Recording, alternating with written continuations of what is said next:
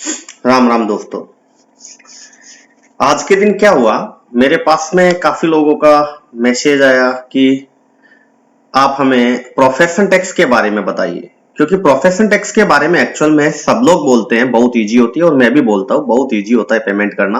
क्योंकि online payment आपने अभी जो मॉडर्न टाइम चल रहा है इसके अंदर ऑनलाइन पेमेंट हर कोई करता है और हर कोई जानता है। लेकिन फर्स्ट टाइम पे पेमेंट करे ना तो थोड़ा सा हेजिटेशन रहता है। तो वो सब हेजिटेशन दूर करने के लिए आपके लिए मैं वीडियो बना रहा हूँ कि आप बहुत ही इजी वे में और बेहिजक आप बना सकते हो। किसी भी कंपनी के अंदर आप अपना प्रोफेशन टैक्स खुद से पेमेंट कर सकते हो, क्योंकि ये आपके वर्क में क्या एडिशन हो जाता है। एक्चुअली क्या होता है, आप नॉर्मल अकाउंटेंट हो लेकिन उसमें टीडीएस का पेमेंट, आप टीडीएस का रिटर्न, आप प्रोफेशन टैक्स का पेमेंट, प्रोफेशन टैक्स का रिटर्न, पीटी, पीएफ, ईएसआईसी, इन सब का पेमेंट करना और इनका सबका रिटर्न फाइल करना। तो आपका क्या है, थोड़ा सा असिस्टेंट से आप सीनियर अकाउंटेंट के अंदर आ जाते हो।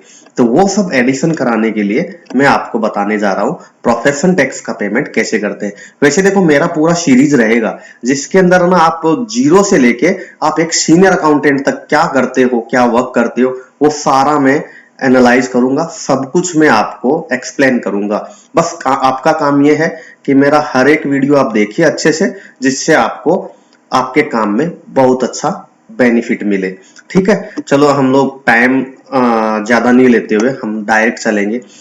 और मैं आपको बता रहा हूं अभी जो प्रोफेशन टैक्स पेमेंट कर रहे हैं महाराष्ट्र के अंदर, क्योंकि ये स्टेट वाइज होता है और ये सेल टैक्स की साइड से जा सकते हैं। आपकी भाषा में बोलूं तो वेट की साइड से। पहले महाराष्ट्र के अंदर जो वेट का साइड था उसको महावेट का साइड था, अभी उसको महा जीएसटी का साइड बोल देते हैं। आप डायरेक्ट भी गूगल के अंदर टाइप कर सकते हो online payment for profession tax, online payment for Maharashtra state, तो वो डायरेक्ट उसी लिंक पे लेके जाता है। हम लोग क्या करते हैं, महा जीएसटी का मैं साइट बता देता हूं, आप लोग इस पे क्लिक कीजिए। क्लिक करने के बाद में यहाँ पे देखो रुपीज का साइन दिखाएगा थर्ड नंबर पे, तो ई पेमेंट कर लीजिए। ई पेमेंट आने के बाद में ये आपके सामने ऐसा खुलेगा। आपको टिन नंबर देना रहेगा। ये यहाँ पे आपका रहेगा टिन नंबर, जो आपकी कंपनी का नंबर रहेगा, जो आपकी कंपनी का सेल टैक्स नंबर है वही आपका टिन नंबर रहता है। ये 11 डिजिट का होता है, न्यूमेरिकल होता है। ठीक है, महाराष्ट्र के लिए ये 27 से स्टार्ट होता है। ये आपको थोड़ा सा ध्यान रखना है कि यही मेरा करेक्ट टिन नंबर है ना, तो इधर आप डालोगे।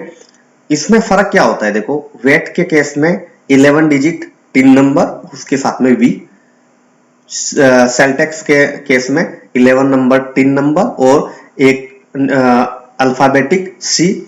और प्रोफेशन टैक्स में 11 नंबर का न्यूमेरिकल आपका प्रोफेशन टैक्स टिन नंबर और उसमें पी आ जाता है। अभी हमें क्या करना है, इधर टिन नंबर जो अपना 11 डिजिट का है वो टाइप करना है। तो देखो अपना है 27240875920। ये मैं आपको समझाने के पर्पज से ऐसे ही उठाया है किसी का, कि किसी का तो रहेगा, हम लोग सोच रहे हैं कि किसी का तो रहेगा। यहाँ पे अपने को कैप्चर डालना है, तो मैं सोच रहा हूँ कोई इजी सा ले ले जिससे हमारा मिस्टेक नहीं हो। 9MM फिर R स्मॉल में D स्मॉल में, और ये कर दिया हम लोगों ने नेक्स्ट। ठीक है, नेक्स्ट करने के बाद में ये आपसे पूछेगा कि आपका एक्ट कौन सा है, कौन से एक्ट के अंदर पेमेंट कर रहे हो। तो हम लोग अभी क्या कर रहे हैं, प्रोफेशन टैक्स का, तो पीटीआरसी एक्ट। ठीक है, फॉर्म 3B ये ऑटोमेटिक आ जाता है, इसमें अपने को सिलेक्ट करने की जरूरत नहीं है, तो ऑटोमेटिक आ गया। फाइनेंशियल ईयर अपने को सिलेक्ट करना है, जिस मंथ का हम जिस फाइनेंशियल ईयर का पेमेंट कर रहे हैं उसी फाइनेंशियल को डालना है। तो अभी हमारा क्या चल रहा है, फाइनेंशियल ईयर 21 to 22, 1 अप्रैल 2021 से लेके 31 मार्च 2022 तक ये चलेगा हमारा फाइनेंशियल ईयर 21-22। ठीक है, यहाँ पे अभी देखो, यहाँ पे हमें पीरियड सेलेक्ट करने को लिए बोलता है। मेरे केस में क्या है, इसका एनुअली दिखाएगा, लेकिन आपके केस में ये मंथली दिखाएगा। तो मंथली में क्या होता है कि जिस मंथ का हम लोग पेमेंट कर रहे हैं हमें सेलेक्ट करना है उसका नेक्स्ट मंथ। जैसे हम लोग जनवरी मंथ का पेमेंट कर रहे हैं तो हमें सेलेक्ट किसको करना है, हमें फेब 22 को सिलेक्ट करना है, ये ध्यान रखना। जनवरी मंथ का पेमेंट कर रहे हो तो फरवरी को सिलेक्ट करना, फरवरी का पेमेंट कर रहे हो तो मार्च को सिलेक्ट करना। मतलब ये पीएफ वगैरह में तो क्या होता है, जिस मंथ का पेमेंट कर रहे हो उसी मंथ को सिलेक्ट करना रहता है। ईएसआईसी में भी उसी मंथ को सिलेक्ट करना रहता है, लेकिन प्रोफेशन टैक्स के केस में क्या होता है, जिस मंथ का पेमेंट कर रहे हो उसका नेक्स्ट मंथ आपको क्या करना है, सिलेक्ट करना है। अपने केस में ये पूरा एनुअली दिखा रहा है, हो सकता है इनको फैसिलिटी नहीं दिया हो, जो 3 नंबर का हम लोग कर रहे हैं इनको फैसिलिटी मंथली नहीं है, इसके लिए 21-22 पूरा दिखा दिया। आपके केस में ये रहेगा, और नहीं रहे तो ऐसे ही पीरियड आपको सिलेक्ट करना रहेगा। और आपके पास में मंथली पेमेंट का ऑप्शन है, तो मैंने आपको बता दिया कि जिस मंथ का पेमेंट कर रहे हो उसका नेक्स्ट मंथ को आपको सिलेक्ट करना है। सपोज हमारे केस में 56,000 का हम लोग पेमेंट कर रहे हैं। अब ये जुरिडिक्शन अपने को सिलेक्ट करना है। इसके केस में मैं बोलता हूं कि सपोज ये है मझगांव का, तो मैंने मझगांव को सिलेक्ट कर लिया। आपके केस में हो सकता है इसका जलगांव हो या जालना हो, कल्याण हो, जो भी है उसको आप सिलेक्ट कर लेना, ठीक है। फिर यहाँ पे आ जाइए, प्रोसीड फॉर पेमेंट करिए। प्रोसीड फॉर पेमेंट मैंने कर दिया। हमारे पास में 2 गेटवे अवेलेबल है जिसके थ्रू हम लोग पेमेंट कर सकते हैं। एक तो है ग्राफ का। ग्राफ के अंदर क्या होता है, ग्राफ ये फैसिलिटी देता है कि आप क्रेडिट कार्ड के थ्रू भी पेमेंट कर सकते हो, डेबिट कार्ड के थ्रू भी कर सकते हो, भीम पे या फिर इंटरनेट बैंकिंग के थ्रू। लेकिन आप एसबीआई ई पे से जाओगे तो आपको केवल 2 टाइप से पेमेंट करने को मिलेगा। एक तो आपको पेमेंट करने को मिलेगा इंटरनेट बैंकिंग से और दूसरा मिलेगा भीम पे से। तो मैं अभी आपको बता देता हूं जो 2 type, internet banking and Bhim पे, क्योंकि मोस्टली इन्हीं के थ्रू पेमेंट किया जाता है कंपनियों में। ये पर्सनल पेमेंट तो है नहीं, कंपनी का पेमेंट है, तो इंटरनेट बैंकिंग को ही हम लोग प्रायोरिटी देंगे, ठीक है। और ऊपर मैंने बताया होगा, ऊपर एग्री को अपने को सिलेक्ट कर लेना है, आपने वीडियो में देख लिया होगा। ये हमें ये दिखाएगा ड्राफ्ट की ये आपका चालान बन रहा है, एमटीआर फॉर्म 6 के अंदर बन रहा है आपका। आप चेक कर लीजिए, आपका डिपार्टमेंट आईडी मतलब आपका प्रोफेशन टैक्स आईडी यही है, आपका कंपनी का नाम यही है, डीलर का नाम यही है, आपका जो लोकेशन पड़ता है वो मझगांव में ही पड़ रहा है, ये सब आपको दिखाएगा, ठीक है। तो ये सब हमें चेक कर लेना है कि ये सही डाला है ना। फिर डाल देते हैं हम लोग मेक पेमेंट के अंदर। मेक पेमेंट के अंदर हम लोग डालेंगे तो यहाँ पे ऑप्शन दिखाएगा, देखो इंटरनेट बैंकिंग, भीम यूपीआई, मैंने बोला ही था। जो भी आपके पास में इन दोनों में से अवेलेबल है आप उसको सिलेक्ट कीजिए।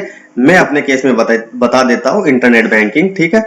यहाँ पे हम लोग बैंक सेलेक्ट कर लेते हैं, कौन सी बैंक से हम लोग पेमेंट करेंगे। मेरे केस में ये आईडीबीआई का है, तो मैं आईडीबीआई को सिलेक्ट कर लेता हूँ और यहाँ पे पे नाउ कर देता हूँ।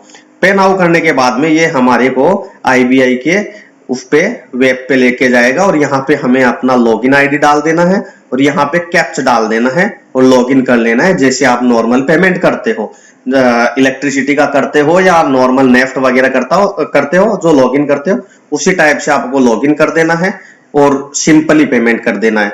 तो मेरे हिसाब से ये आपके लिए सफिशिएंट है और बहुत अच्छे से आपको समझ में आएगा। आप 1-2 बार वीडियो को देखिए और पेमेंट करके देखिए, आपको ऐसे लगता है तो आप 1-2 रुपए का पेमेंट करके देखिए, फिर चालान को निकाल लीजिए, आपको पता चलेगा मैंने करेक्ट वे में पेमेंट किया है। या आप अपने सीनियर जी को पूछ लो कि भाई मैंने करेक्ट किया है ना, क्योंकि 1-2 रुपए का करके देख लो तो आपको कॉन्फिडेंस आ जाएगा, ठीक है। आज के लिए इतना ही, थैंक यू। नेक्स्ट वीडियो में हम लोग मिलते हैं, नेक्स्ट कोई लेके। और आपको कुछ ऐसा लगता हो कि ये सब आपको रिक्वायरमेंट है, जैसे आपने इसके लिए बोला, मैं आपके लिए नेक्स्ट वीडियो बना दूंगा, जो भी आपका रिक्वायरमेंट रहेगा।